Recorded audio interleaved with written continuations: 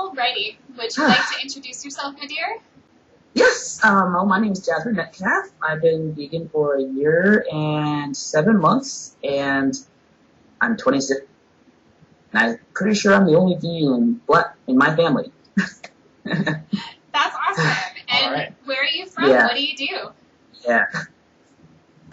Well, I'm from San Antonio, Texas. I've lived here all my life, and right now I'm unemployed, but I do cook a lot. Yes. Cook a lot of vegan food, and I take a lot of pictures, and hope that that inspires someone to see that meal awesome and colorful without an animal in it. That is awesome. Yeah. Okay. And Jasmine, how many people live with you? And out of those people, how many of those are vegan? Okay, so there's me, my husband, and our 2 roommates. So that's 4 people, and we have 3 animals in our house, and only me and my husband are vegan. But my roommate William eats primarily, doesn't eat any animal products in his house while he's in the house. But our roommate Jeremy is definitely no. But he does enjoy my food. He does really like it. He respects our lifestyle, and he does eat our food and thinks it's really good. So that makes me happy, at least. Cool. Okay.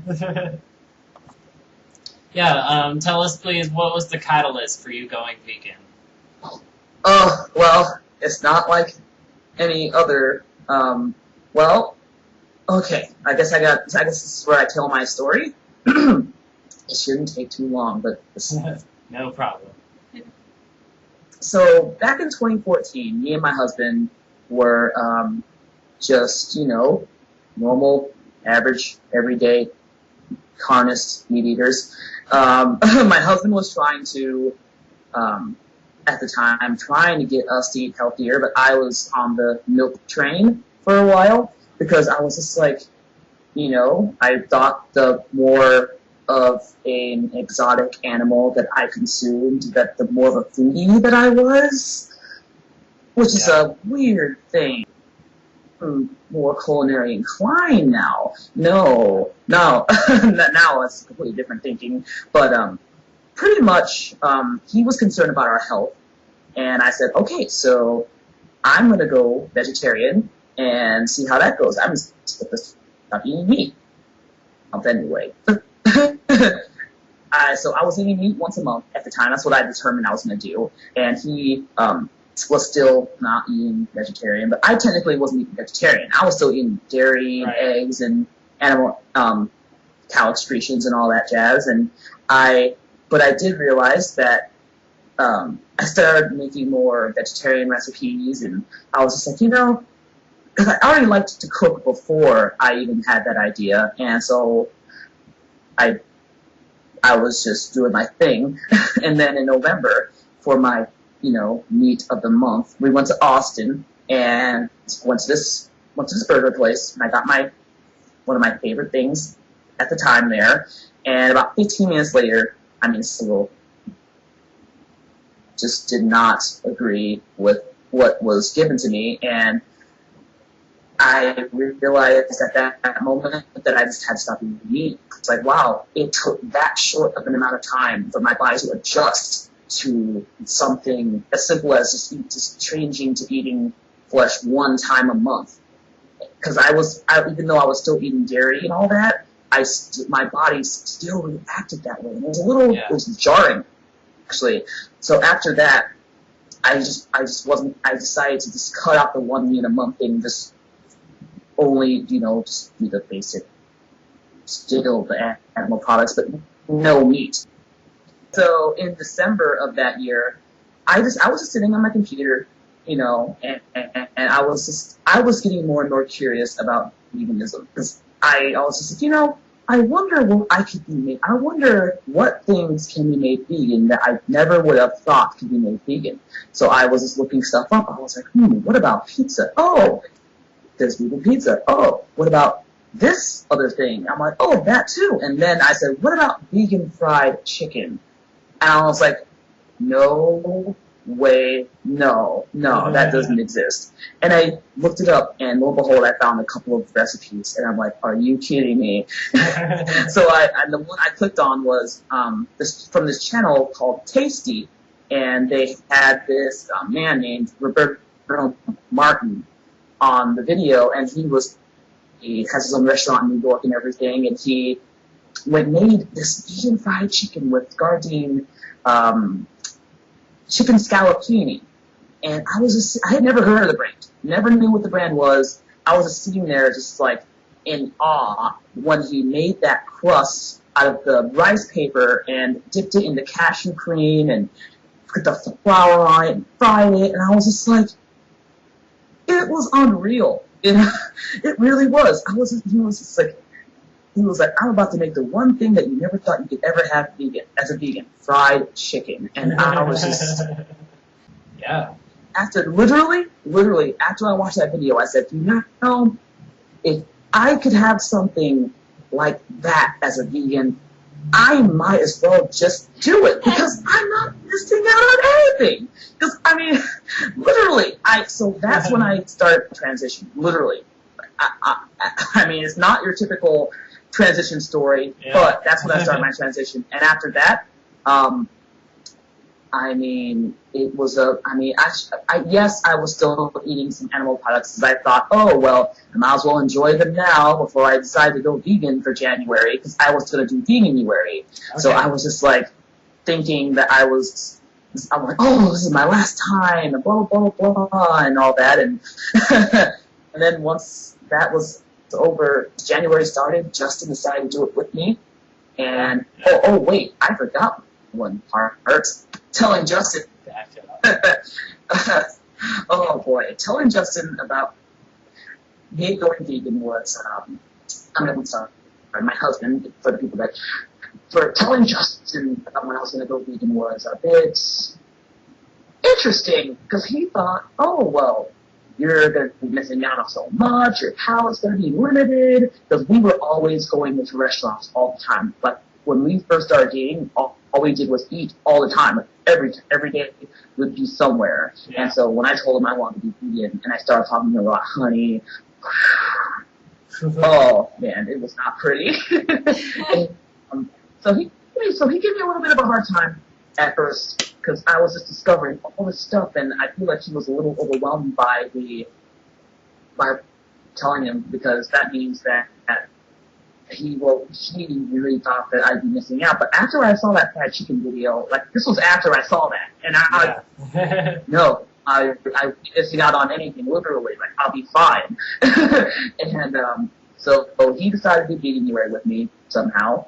Probably ate blue cheese afterwards, and so he was still buying yogurt and eggs, and I decided to still stick with it and just lead by example. And so the thing was, at that point, I knew that you can't just like force someone to change their lifestyle regardless of who they are in your life. And even though I really loved for him to be vegan at the time, I knew he doesn't really do well when it comes to being pushed or forced, and people's opinions forced upon him. So pretty much I just kept cooking, and he kept eating. I kept cooking, he kept eating, and then he realized he was eating mostly point, and then we were in a Whole Foods, strangely, ironically enough, and he came up to me, and I want to go vegan now. And I'm like, wow. That was a very emotional moment for me, and I'm not gonna lie, I did cry a little bit, because I was like, wow, he made that decision. But yes, so that's pretty much the story, but after all of that, I will say the first few months was a little rough, because when my vegan friend sang at the time she was vegan, she told me, oh, you're going to have to cooking again. I'm like, what are you talking about? I know how to cook. Why are you telling me this? And she was absolutely right. I literally was I bought 2 cookbooks, and I was just like, okay, this should be easy. And then that was when I realized I needed a different blender. I needed to learn how to replace eggs. I needed to learn how to replace cream. I needed to learn how to replace so many things, because most of the stuff I used to cook was pretty much just, it was just an abomination. Everything was an abomination, as in just animals, animals, animals, animals, and maybe a side of mashed potatoes. And, or mac and cheese or anything like that. And so learning to cook this way, I feel like it was such a journey, because it taught me so to have that there's so much more variety in vegan cooking. Like, every time people ask about vegan, about what I eat or how I survive, I show them my Instagram. I just take out my phone and show them all the pictures, because I mean, I'm not trying to brag. I'm just saying I just do my best. I really do. Yeah. And I just want to show people you can still have burgers, you can still have fried chicken, cake, cookies, everything without animals. And it could be just as beautiful and beautifully presented. And yeah, so that's pretty much my story. For sure. Yeah. I love it. I know. It's a very unique way to go vegan, and I like that. That's really cool. Yeah, it's well, sometimes when I hear people's stories about how they went vegan, they're like, oh, well, I just had this epiphany, and I just suddenly realized that animals were sentient, and I couldn't do this anymore, and I was just sitting there like, I went vegan because of vegan fried chicken. I'm sorry, but I would feel kind of like weird, because people would say, if you didn't go vegan for animals, then you're not good enough of a vegan or something. And yes, it's true. I didn't go vegan for the animals at first, because I didn't realize the implications of the industry for the animals at first. Because, I mean, I started watching Bite Size Vegan at first, and she helped me with honey and everything and horseback riding. And at first I was like, horseback riding? What? And well, now I know horseback riding and all that. And now I mean, honestly, I feel like my transition can actually help. It's a little more relatable to the everyday masses, because they can see a picture of my, I don't know, my nacho casserole and just be like, wow, that made me go vegan. But kids, you made an entire giant nacho and it's vegan, and you make your sour cream out of cashews, and wow, just go vegan right now. Food can do that. Food has power. I mean, when it comes to the everyday average person that literally doesn't know about animal sentience or animal behavior or thoughts or emotions or feelings, the first thing that people want to know is, what can I eat? You know, I mean, that's the one thing I want to know. Like, what can I eat? And honestly, the food is the gateway. I feel like it really can be the gateway for a lot of people.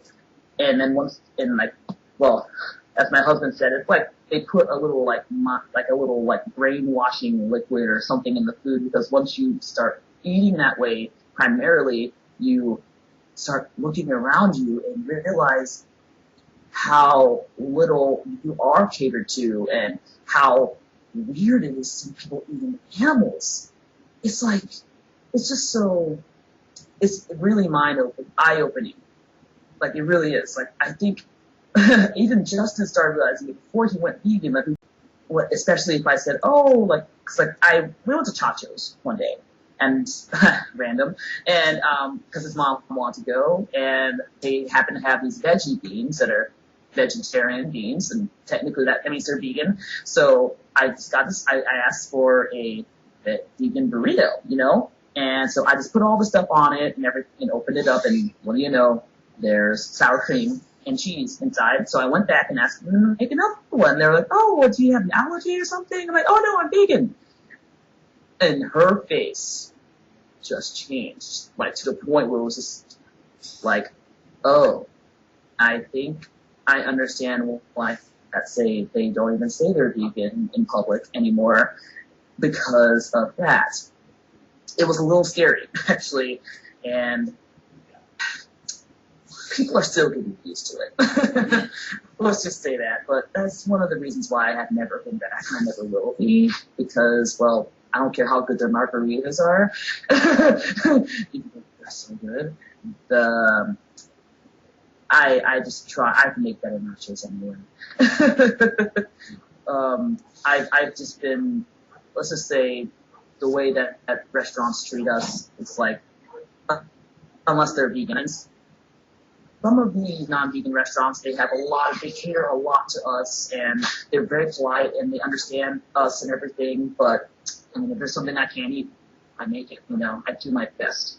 And so to show people, like, hey, if it's not edible, it's easy to make at home. It really is. It's like, oh, welcome back again. And it's just definitely been a journey. Like, I learned how to make my own vegan condensed milk. I learned how to make my own, so many little things that I never would have thought to make as an omni ever. Like, because I would just buy everything, and then suddenly I'm just like sitting here making all my own staples. Yeah. It's been different for me, but it's like second nature. It's what I do. It's literally what I do. And of course, and I'm sorry, I have to say it's all for the animals. It is. I can talk about vegan food all day long, but it is about the animals at the end of the day, of course. Yeah. It is. And yeah, they are definitely my motivation. That's the only reason, even though I love food, I love cooking, goes into it, and I love being healthy, but the number one reason is because of the animals. It really is. Yeah. They're awesome. What would you say? What would you say was the most profound material that helped you understand the perspective of the animals, what we like to call the vegan perspective? Well, I feel like YouTube. I didn't really read any books. I didn't. There were also documentaries. Of course, I didn't watch documentaries before I went vegan, as in like the vegan documentaries. While I was vegan, actually, like not even like 4 or 5 months ago, I first saw Earthlings, and I can't believe it took me so long to watch Earthlings, but I did watch Earthlings, and of course I watched Cowspiracy. I watched oh my gosh, what was that documentary? Forks Over Knives, there we go. And even though I was already vegan, it was still like almost a way to like cement and concrete that. Yeah. Especially Earthlings. Yeah. Watching Earthlings. Absolutely. Not gonna lie, before I watched Earthlings, I really, truly, 100% didn't know that bulls in bullfighting actually were killed. I truly, and it sounds ignorant, but I really, because as a child, when they show you those cartoons of the toreadors and the cheat and everything to the bulls, they never showed the part where they were stabbed and killed. They never showed that. So as a kid, I thought bullfighting was cool because I was just like, this is awesome. There are these awesome outfits, and the bulls just don't like red. and then I watched Earthlings and realized that was not true. And it's pretty terrifying. It's more than terrifying. It's an atrocity. It's an atrocity. And whenever I see or I talk, whenever I can, if I'm talking about animal rights or just having some kind of a topic that gets a little heated, I just post the Earthlings link. Someone watches it. It's all I can do because it's what else can you do?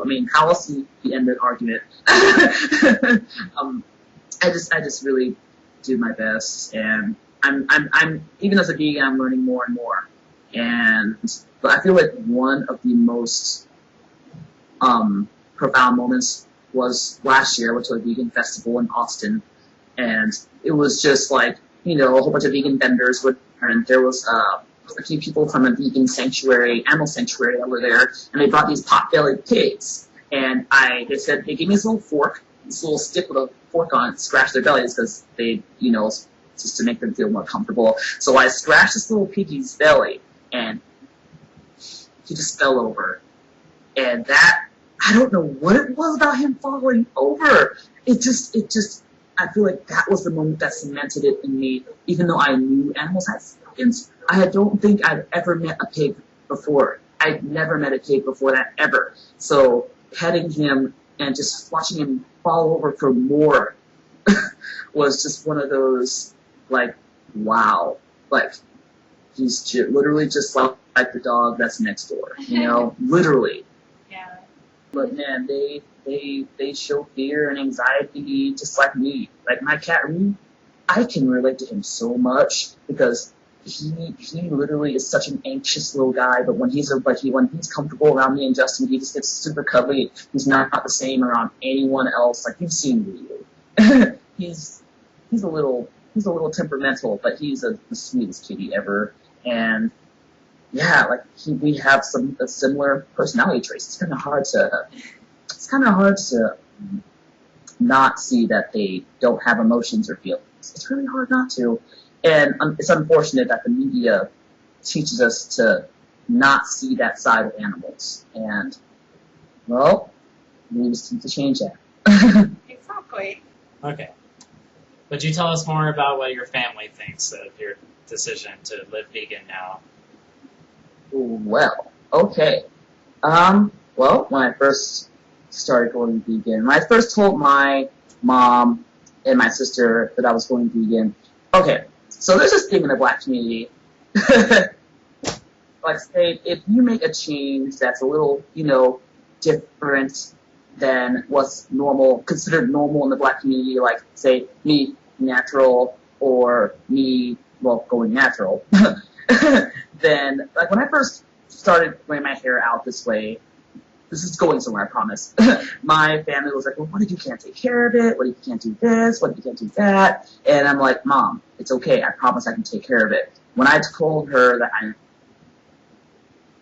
it's a little similar, except I feel like they actually handled me being vegan better than when I decided to wear my hair in a natural way. They were more upset about that than me actually going vegan. I'm like, wow, that was easy. Okay. But I will say, from my mom, my sister, my dad, they seemed to handle it okay. Of course, I got the ribbing, the basic ribbing, and about how I was standing up for insects, and my dad was like, hey, I'll give you all the ants around my house, and I'm like, okay, Dad. I love my dad. It's just, it was pretty okay. The only thing is, at this point, I started throwing my own Thanksgivings because I feel like it would just be a little too around family. But they do support me. They support me all the way, even though they, may throw a little here and there, but they do support me, and I feel like I am very lucky to have them, because if I didn't, because I've just heard so many horror stories with other vegan, their families, and having disagreements and everything like that, and just a whole bunch of drama, and I feel like I'm very lucky. And that they eat my food during Christmas time. Like, I still come by for Christmas at least, because we have, like, talent shows and everything, and it's an annual thing we do every year. And last year I brought a tofurkey, and I brought some of my greens, which was freaking delicious. And I brought, I think that's about all I brought. But they did eat the tofurkey. They actually liked it. They liked the greens a lot, and they did enjoy what I brought. And honestly, the fact that they're even willing to taste, to even try it, that's enough for me, because I know that they're vegan or anything, but they definitely were open to tasting it. I mean, I've even gotten my stepbrother and his wife they were inspired to even go to Senior Veggie. They went to Senior Veggie, and they liked it. That's and awesome. it was awesome, like, to hear that they do that, because that they did that. It made me. It just makes me feel like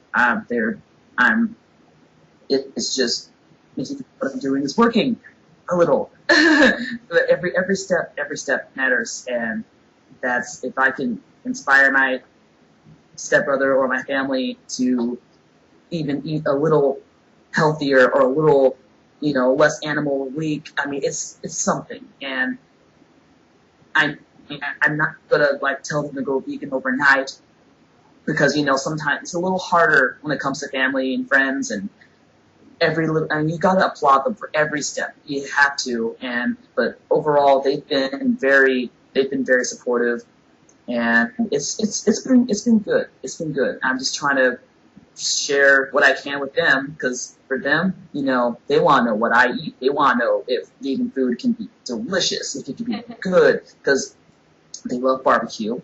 And eventually I am going to bring them some of my ribs and hopefully show them that ribs can be, because I think you had my ribs, didn't you? Yes, Yeah. you did. Seitan ribs, they were excellent. Seitan ribs, and I did get my mom to try the seitan ribs, and I got her friend that's living with her to try the ribs, and they just taste like ribs. Tastes like ribs. I'm like, vegan win, and they I even got my mom to try the Gardein chicken. Okay, because my mom is definitely she eats what she eats. Okay, tell us, if you will, what you like to do in your spare time when you're not cooking awesome vegan food. Oh, thanks. Wow, what do I like to do in my spare time? Wow, I'm a boring person. I like to, pretty much cooking is my hobby. I read recipe books, I go online, I am constantly finding recipes all the time. If I'm not talking about food, I'm making food. Of course,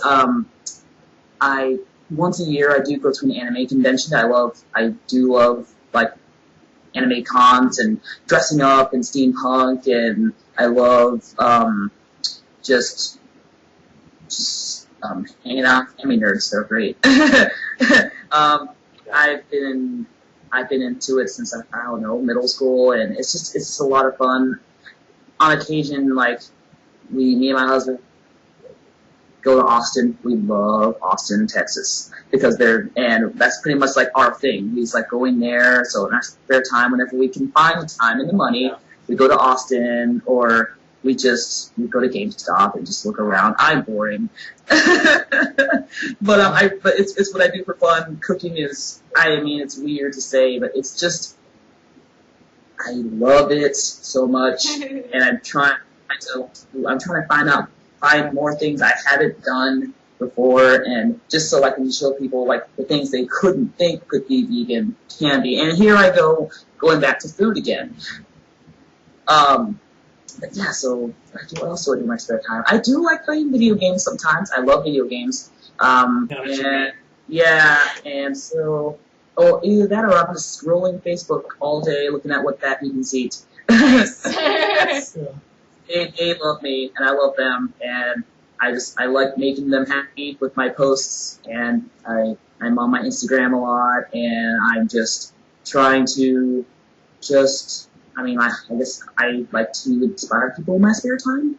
I love that. That's great. Fun. It's fun, and I feel like on that little What That Vegans Eat thing on Facebook, they definitely like seeing the stuff they've never seen. They like seeing things that they never think could be. So even vegans want to see brand new, epic, proportionate things. Whenever I post a pile of nachos, they go insane. Whenever I post a pile of cookies, they're like, "Oh my gosh, how did you do that?" And it's just awesome seeing the excitement of people, and I just want to keep that up. I want to spend time with my husband a lot. He's always here. So he's a part of my spare time. Will you tell us a little bit about your experience with Black Vegans Rock? Oh, okay. A few months ago, I saw them appear as a group, I mean, as a page on my Facebook. Like, it was an ad, and it said, you might be interested in this. So I went there, and it literally just, and and they said, if you have a story, tell us your story about how you went vegan, and blah, blah, blah. So I just, hey, well, why not? I'm black, I'm vegan, let's do it. So I just wrote them my story, they pretty much share every story that are sent at some point. So when they did share my story, I mean, it was cool. I liked the positive attention. I liked that people were able to see it, and it was like, you know, a everyday vegan story. It may not have been as epic or as revolutionary as some other stories, and I was told that, you know, it's very relatable. And then what little did I know, that Afropunk was going to pick it up, because apparently they partnered with Afropunk, and you know Afropunk? Mm-hmm. Yeah. Yeah, and it's a huge group, and I was just like absolutely stunned, like I can't believe this is happening. Like, that literally made my entire week, because I was on their page. They are just such a huge group, and I guess they just started like advocating more, because they're like an alternate, alternate black people. Like, they represent like people that are like alt, you know what I mean? And like people that aren't like they go against the grain of the black stereotype, you know? And like, there's black vegans, there's black punks, there's a whole bunch of different black people that are trying to like be unique in their culture, and I mean, to still embrace their blackness. And it was just like, it was just really cool. I got some negativity, of course, when I looked at the comments and about factory farming, and people were trying to say that I didn't care about humans or people, and that I only cared about animals. And I had to quickly explain. I'm like, guys, like, yes, I care about the animals. I'm not a misanthrope. I had to explain that that the farmers' lives mattered as much as the animals, because, I mean, not the farmers, I'm sorry, the workers. I mean, everyone's lives matter. But I mean, what I'm trying to say is that the workers, I mean, so most of them are migrant workers, or they are, or they are just trying to do their job, and the conditions they work in are just really mostly awful, horrible, and they get sick, or they could die, or get hurt, and it's like, so their lives matter, the animals' lives definitely matter as well, and it's all one thing. We all have to care about every person, every animal, including ourselves and others around us, because we can't. It's like intersectional veganism. It needs to be more of a thing. So overall, it was an awesome experience. They were super nice, and I love Black Vegans Rock. They show off and support all these Black vegans, and help shed the light and show that we can be vegan too, and still celebrate and appreciate our culture without having to harm anyone in the process. Because, you know, in the slavery days, like the slaves were given a lot of scraps of animal days. People think that that's our culture, it's our history, it's what we're supposed to eat, because we're respecting the slaves from back then.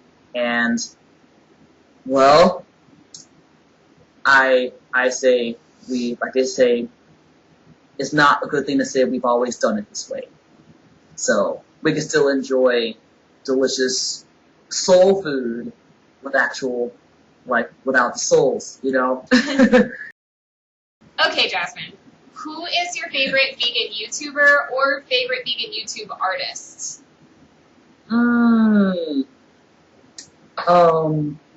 Okay.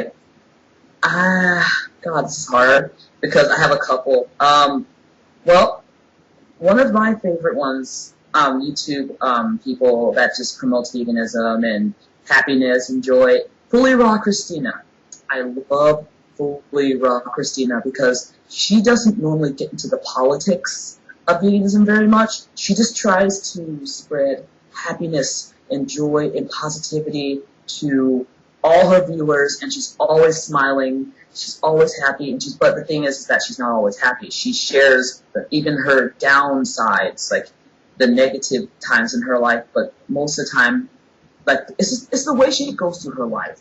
She just tries to see everything in a way that's positive, or tries to turn something bad into a positive, and I just love her, and she's helped me even try to attempt to get into raw food.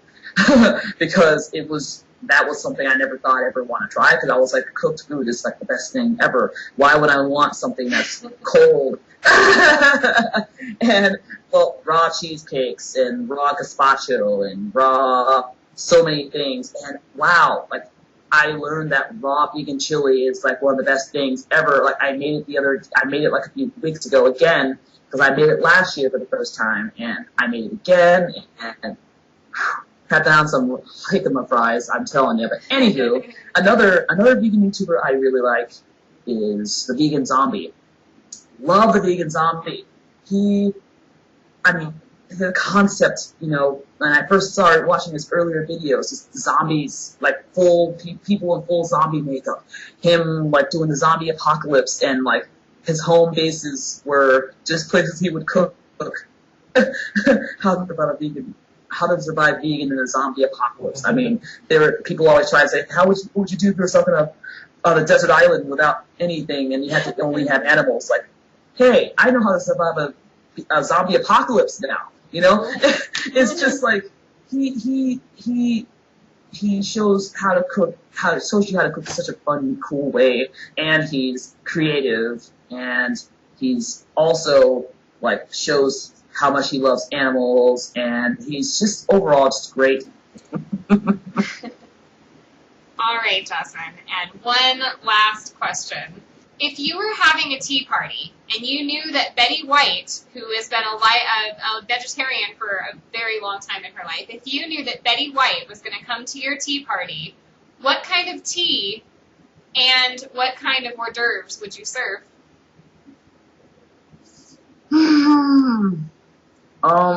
Okay. Wow. Okay. For tea, I feel like I would serve, oh gosh, it'd have to be something neutral, especially for an hors d'oeuvre. It would probably be, like, gosh, I don't want to say Earl Grey, because that's, like, boring. Green tea is always good, like a nice, simple green tea, and I would serve that with maybe some Gardein meatballs that are topped with some of my vegan mozzarella, and in between, like, two, like, pieces of maybe some, like, garlic bread or something with a toothpick. Why not? I feel like she'd like that. I love it. Sounds awesome. I'm planning on making that very soon, so that's why I'm, like, said it out loud, but I feel like that's what I would serve Betty White. Why not? I mean, it sounds like perfect. It's practically pizza. Okay, Jasmine, well, thank you so much for being here with us. Thank you so much. Thank you for having me, Sandra and Josh. It was a pleasure being able to talk to you guys, and thank you for accepting a lot of my rambling.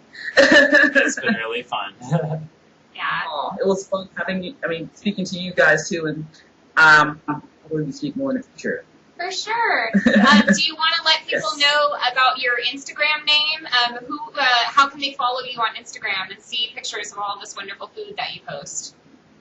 Okay, so my Instagram name is Jasmine_goes_vegan, and all you gotta do is, just follow me. You don't have to make a follow request, you can just do it, and you'll just be able to, whenever I decide to post a picture of something I've eaten or something I've created and eaten, then you'll see it. Or you could just go on Facebook, on a group that's called What Fat Vegans Eat. Yeah. I post really there consistently, all the time.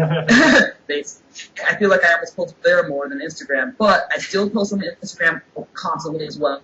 well, and yeah, so and there's also a whole bunch of good food stuff there too. So Yeah, that's it's such a if you good want place. to know what people's like. If you want the page, I always recommend because they are like artists, or they just are the vegans that are junk food vegans, and they're awesome too.